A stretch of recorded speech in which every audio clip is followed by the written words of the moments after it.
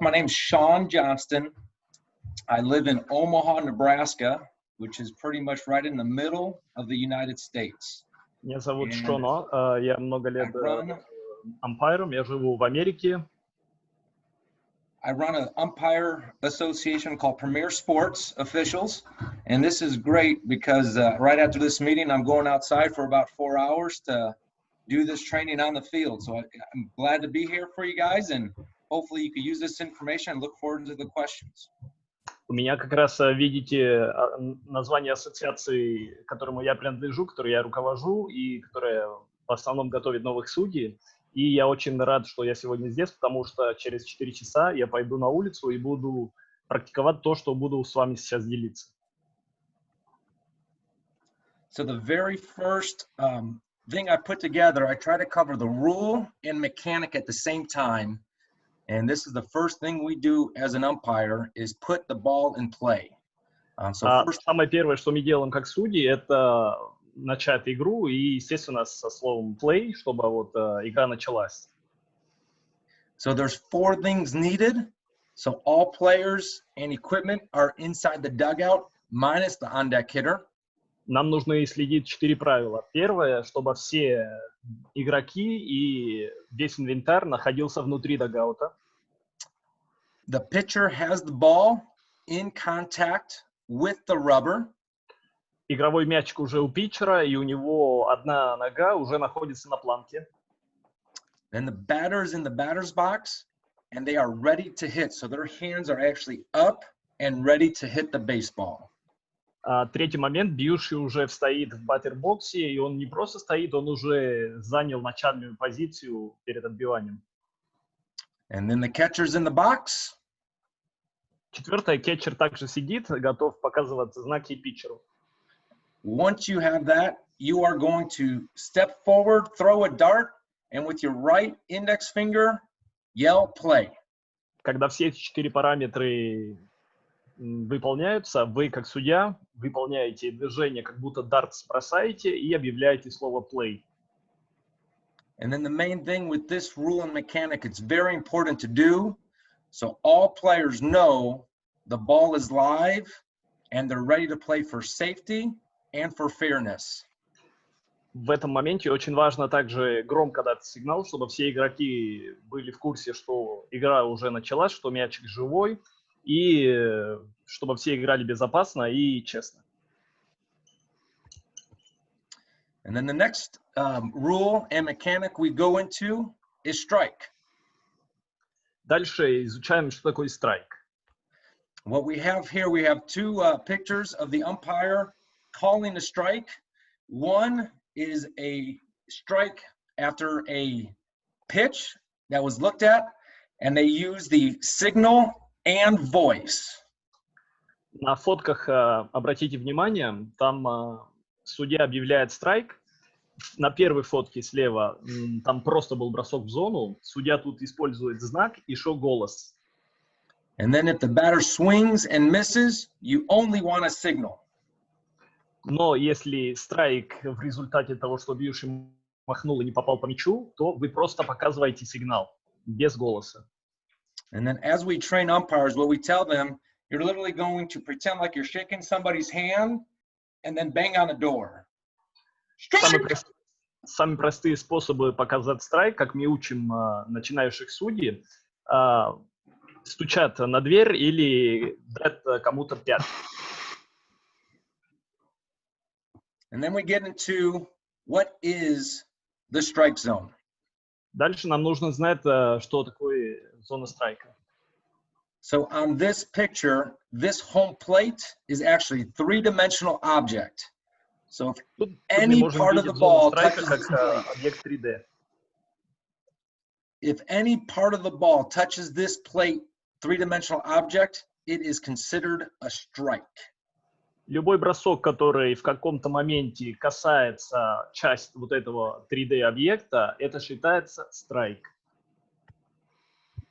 Here's some philosophies. So on this picture, we see any part of the ball that touches home plate is considered a strike.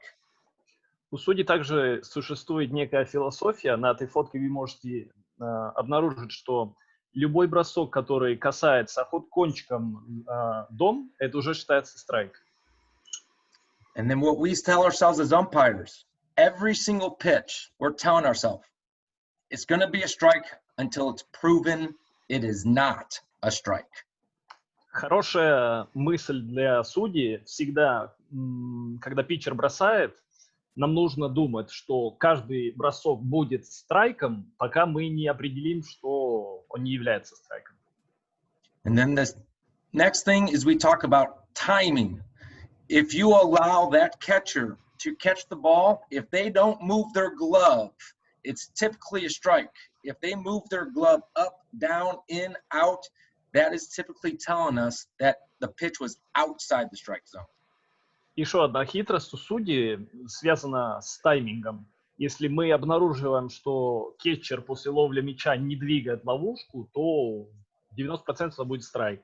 Зато если после того, как кетчер ловит мячик, мы обнаруживаем, что кетчер двигает ловушку, ну, это, скорее всего, летел бол. And then another tip we give, or drill we give umpires to work on tracking the baseball, is you lay on the ground, throw the ball up in the air, and watch that ball all the way into your hand without moving your head, only moving your eyes. Есть еще одно упражнение для судей. Можно просто полежать на траву и бросить наверх мячик. И не двигая голову, вам нужно следить только глазами за мячом до того момента, пока вы ее не поймаете прямо перед собой. And then if it's not a strike, it is a ball. Если мячик не пролетает через этот 3D-объект, то это является болом. So on this picture, you see the whole entire ball is outside the three-dimensional object. So the mechanic is all we say is ball while still in our stance. На этом рисунке вы видите, что мячик пролетел выше объекта, поэтому мы, как судьи, остаемся на своем позиции и не показываем ничего, просто даем голос «бол». And now what I'm going to do is I'm going to now go over the mechanics of how to properly be able to see a pitch as clear as possible from the pitcher's hand all the way to the catcher's glove. Мы сейчас пройдемся по порядку, как правильно выполнить все движения и действия, чтобы нам было удобно увидеть мяч и дать правильно страйк или бол. So the first step, we go on the rubber. So the pitcher's on the rubber, batter's in the box. We say play. What we want to do is we want to get into the slot position. Первым делом, когда питчер уже стоит и бьющие уже стоят, нам нужно, как мы называем, встать на слоте, ну, в позиции за кетчером, как мы изучали на прошлых уроках, немного между кетчером и бьющим.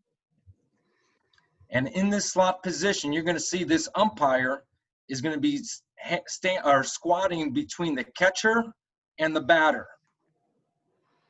Как вы видите, судья наполовину находится между кетчером и бьющим. And then when you do this, your chin is going to be touching the top of the catcher's face mask. В идеале подбородок должен быть на уровне вверх головы кетчера. And then also, this is the best position to stand in, not only to see the pitch, but to be avoided of getting hit with a lot of foul balls. Foul balls typically go over the catcher, on the outside of the catcher, not too often inside of the catcher. Эта позиция не только нам позволит хороший обзор зоны страйка, но также позволит нам в меньшей степени получать фал-болы, так как фал-бол в основном летит выше кетчера и в дальнюю зону, и в очень редких случаях он после фал-бола идет в внутреннюю часть. Now, once we get on the rubber, we get set. We always tell umpires to have your hands either on your knees or along your belt line or under your legs to protect your fingers from getting hit by the pitch or batted ball. После того, как мы выбрали свою позицию, мы переходим на второй момент. Это стойка, так скажем, где нам очень важно держать руки правильно. Можно либо на коленах, либо на уровне ремня, либо чуть-чуть между ног, и чтобы защищать пальцы от удара. And then the last, probably most important part is to call it. И третий, самый главный момент у судейства в доме – это момент самого знака, голоса. What we typically tell umpires is when you hear the ball hit the glove, you want to say, yes, it is a strike, and then call it. Мы всегда говорим судьям не спешить с решением, и всегда после того, как они услышат звук мячика у ловушки кетчера, сказать для себя «да, это», и только потом в голос объявить страйк или бол. What happens if you call it as the catcher catches it, you are a lot of times going to change your mind. Whereas if you allow the catcher to catch it, and then you process, yes, that pitch looked good, you'll be able to see more strikes more accurately. Очень часто на практике мы обнаружили, что если сразу принимать решение, как только мячик прилетел в ловушку, вы сами будете менять свое мнение в доли секунды после того, как вы объявите страйк или бол. Поэтому мы советуем не спешить.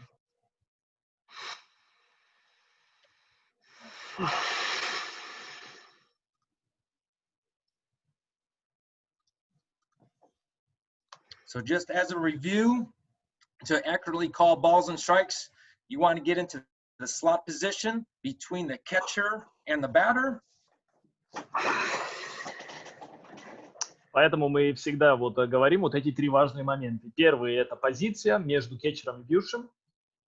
You want to get set with your chin at the top of the catcher's mask and your hands completely locked in your legs.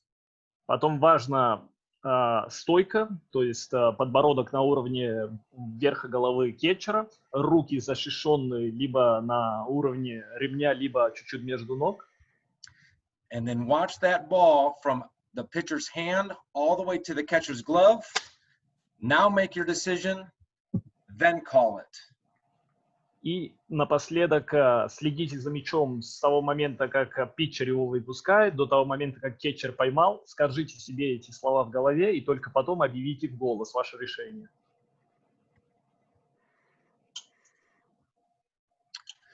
The next rule and mechanic we go over as a home plate umpire you're going to have to call is a fair ball versus foul ball.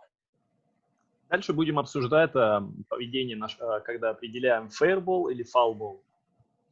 So if you judge the ball to be batted in fair territory, you're going to see that you only point. You don't want to use any voice whatsoever.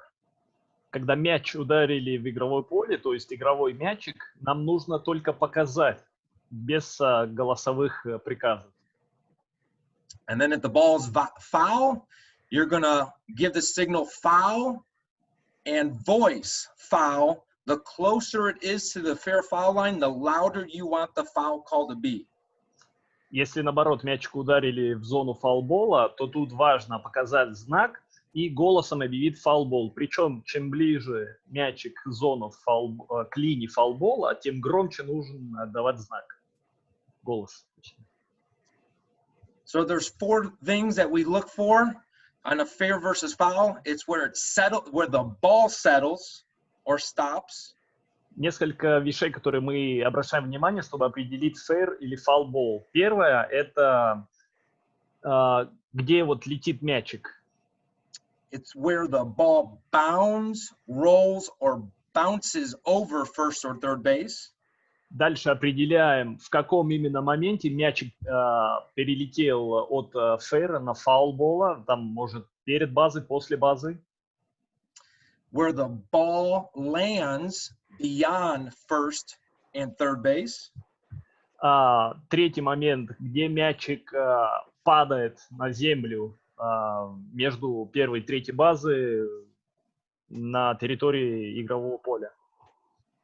Or where the ball is touched by a player or umpire. Также обращаем внимание, кто-то коснулся ли мячик, может быть игрок, а может быть даже судья.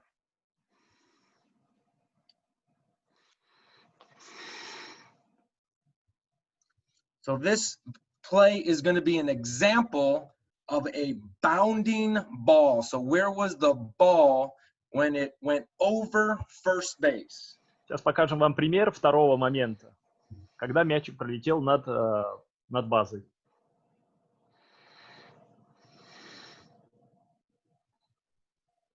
So you see the mechanic there? He's just pointing fair towards center field. Обратите внимание, он просто показывает рукой без голоса, потому что игра в поле.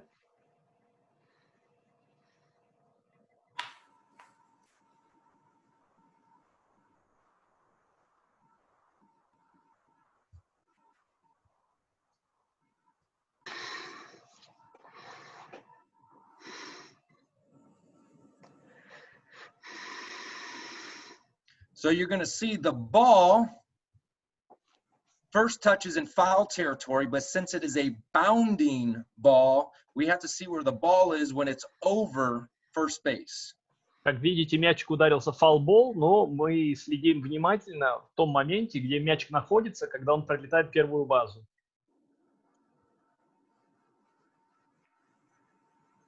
And then there you clearly see the ball is inside the first base line. На видео вы можете видеть, что в том моменте, когда мячик пролетал первую базу, он уже находился на территории fair, игровой. This next one shows where the ball lands beyond first base. На этом примере мы покажем, где мячик падает за базой. All right, so this is the mechanic the umpire's given, foul ball, and he's really yelling foul very loud because it was very close to the fair foul line. Тут, если судья правильно выполняет механику, он не просто показывает знак, он еще и дает очень громкий голос, потому что мячик очень близко к линии пролетел.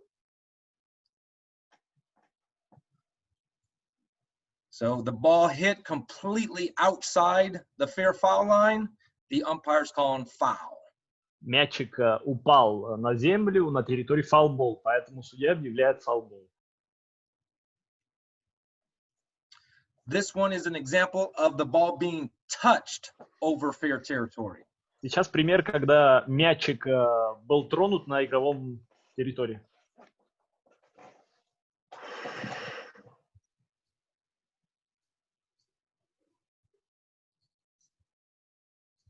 So you see that the ball right now is in foul territory before third base, but it was touched over fair territory. Тут мячик находится на фаул-территорию перед базой, но он там оказался из-за того, что кто-то его коснулся.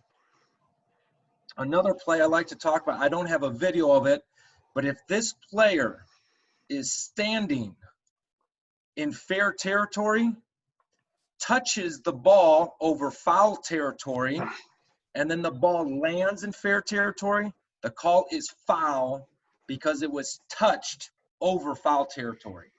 Еще один такой интересный момент. Если представьте, что вот мячик летит в фаул-бол, игрок стоит на территории игрового поля. Он касается мяча, и мячик потом оказывается на игровом поле, это все равно считается фаул-бол, потому что он его тронул на территории фаул-бола. What you always want to remember when it comes to fair ball or foul ball is what is the location of the ball, not the player. Когда вы будете объявлять fair или foul-ball, вам всегда важно знать, где находится мяч, а не где находится игрок. And then as we saw the definitions of fair ball, if it's not fair, it's foul. The rule is exactly the same. Instead of saying inside, all it says is outside. Чтобы фаул-бол, есть точно такие же моменты, только меняется одно слово. И с английским меняется inside на outside. Вот на этом работе можно обнаружить. Все то же самое, только другое слово. We talk about foul ball, calling time. The main definition of dead ball, this is a funny picture of a ball that gets destroyed, but whenever there's a foul ball, a player calls time or a coach calls time, you want to signal and voice time. Также, кроме fair, foul, есть еще и мертвый мячик. Он дается либо когда летит фал-бол, после фал-бола, либо когда игрок берет тайм, или когда коуч берет тайм. And then we have to remember, every time we make this signal of time, we have to put the ball back in play, just like the very first slide. Batter in the box, pitcher on the rubber, catcher in the box. Play must be used every time after we call time. Также очень важно знать, после того, как судья объявил мертвый мяч, перед тем, как начать игру заново, мы выполняем все те же действия, как перед началом игры. То есть даем голос плей-бол, встаем на позиции и так далее. All right, the next rule that we go over is catch versus no catch. Дальше будем изучать механики судьи при ловле или не ловле мяча. If we're working with two umpires and no runners are on base, we have umpire one, the base umpire, behind the first baseman in foul territory. На левой фотке вам пример, когда на поле есть только двое судей и нету никого на базе, судья первой базы берет только правого филда. Непонятно, блин, а я что-то забыл совсем.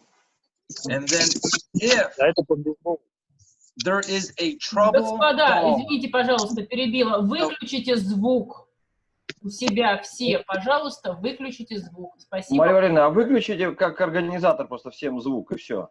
У нас получится, что спикеры не смогут разговаривать, если я это сделаю. Спасибо большое. Извините, пожалуйста. Sorry. Yeah, Sean, they were telling the guys to please mute the phone so that yours was the only voice on chat. very good. Okay. So on this first diagram, we see this base umpire. This is what the coverage area they're going to umpire if it's a trouble ball. So this is a potential home run, a potential ground rule double, a potential fair foul, or if you have two fielders converging with each other. На этом территории судья объявляет не только пойманный или не пойманный мячик, он отвечает за все действия вот, мяча в эту зону. Это может быть хомран, может быть ground rule double, а может быть мяч ударен между филдов. And then if the ball is not hit into a trouble situation, the home plate umpire will have all fly balls with no runners on base. Если летит мячик, который не считается trouble ball, ну, вышеперечисленных ситуаций, то, по сути, судья в доме, без бегунов на базе, берет все обычные fly. And then the second diagram here is if there's runners on base, the base umpire will be standing in the A or B or C position. Anything inside this cone will be the base umpire's catch, no catch. Если есть игроков на базе, как на втором фотке, то судья, естественно, встает за питчером, может чуть-чуть слева, чуть-чуть справа, на усмотрение, и он берет только конус, который идет прямо посередину поля. Судья из дома берет... And then you have the left field line. It's going to be the plate umpires catch, no catch, and fair foul decision. И мяч ударен на левый или на правый филд, тогда объявляет уже судья в доме, пойман или не пойманный мячик. Now we got to go into what is a catch. Сейчас мы обсудим, что мы считаем catch. And what that is a player in possession of the baseball in hand or glove, then showing control or voluntary releasing it out of the glove. Catch, ловля, считается тот момент, когда игрок в защите держит мячик в руке или в ловушке, он держит ее уверенно и потом или может по собственной воле отпустить мячик, бросить, передать и так далее. A lot of times we see a baseball will get lodged in the armpit or a baseball will get lodged in the uniform. if it's not in the hand or glove, it is going to be no catch. Что мы имеем в виду? Иногда во время игры мы можем видеть, что мячик может застрять в подмышке, в груди, и потом защитник врезается в забор, и мячик падает. Это считается не пойманный мячик. No catch. So we're going to see some plays here. These are all catches, but what I'm going to do is I'm going to try to pause the video when the ball enters the player's glove, but then I'll stop the video, play it again, and then talk about when it actually becomes a catch. Сейчас я покажу вам несколько видео. Я попробую остановить видео в момент, когда мячик залетает в ловушку, а потом заново посмотрим, я вам скажу, когда объявляется catch.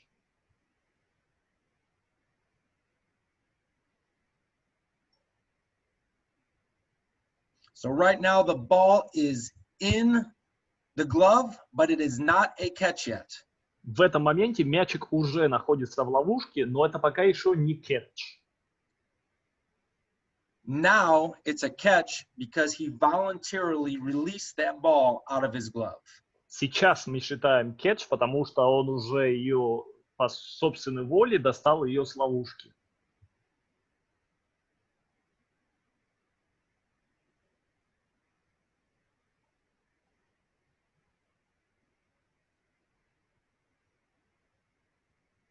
So the ball is in the fielder's hand. Мячик уже находится у игрока на руке. Now he's got to show control of the ball and his body before it's a catch. Нам нужно следить, сможет ли он контролировать мячик, и только после этого момента дается catch. So now it's a catch. Сейчас дается catch. Had that ball come out as he hit the wall, that would turn into a no catch. Если в моменте, когда он ударился об забор, мячик бы упал у него с руки, тогда считается no catch.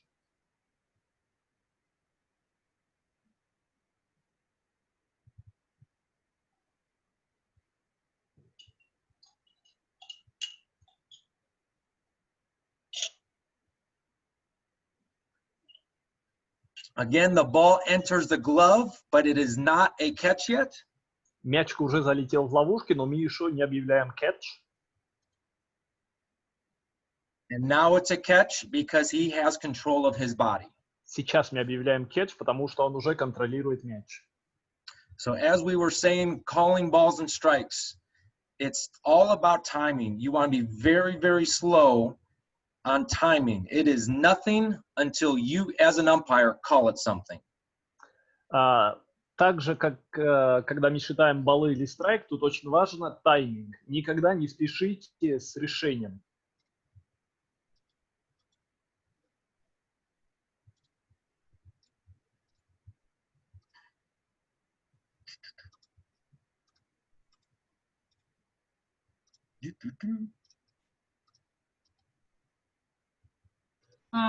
Дамы и господа, пока у нас немножко времени, я прерву вас. Значит, через 4 минуты у нас заканчивается эта сессия.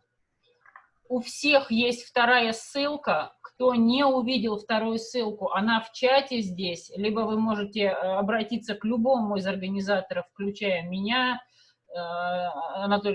Александра Анатольевича, Дениса Владимировича. Вам эту ссылку пришлют. Зайти по ней нужно будет в 7 часов 45 минут, несмотря на то, что она 8-часовая. Вот. Ну и я думаю, что 4 минуты, и у нас закончится. Сейчас на этот период. Okay, Sean, so the organizer told that we only have 4 minutes left, so it will probably abruptly end. Okay. They will send you the link for this second conference. Maybe we will start a bit earlier, not at 8 o'clock. So we can keep this going until it stops. It's your call, or we can continue after. Yeah, what I'll do is I will go into the out signal and safe signal, and then we will get on the other call. Okay. So then the last signal that we're going to go over is out signal. And out is just like you're going to call a strike. You want to pretend like you're going to shake somebody's hand, and then bang on that door with that out signal, the closer the play, the harder and louder you want to be with your voice and signal. Так, последнее, что мы обсудим перед закрытием конференции, это out. Когда мы даем out, то же самое, что и когда даем страйк. Мы стучим в дверь или даем кому-то 5, и чем ближе мы находимся к самому игровому моменту, где out, тем громче мы голос даем. And then with the safe signal, you see this first umpire, it looks like he is moving. This second umpire is set. What you want to do with the safe signal is arms straight out, shoulder height apart, and be completely set and hold this signal up until you know the runner knows you have them safe. Тут можете видеть на двух разных фотках. На верхней судья как будто двигается, на второй судья в более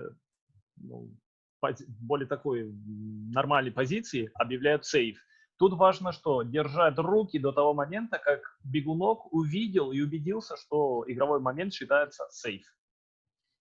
And then there's with the safe signal, you want to signal safe once you know that runner is safe, just in case the coach needs to do something else with other runners.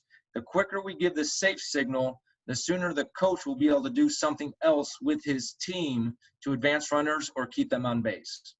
Тут единственный момент, когда мы желательно, как судьи, даем сейф или аут как можно быстрее, потому что дальше может быть продолжение ситуации, исходя из сейф ли это или аут. Поэтому мы тут стараемся не задерживаться с решением.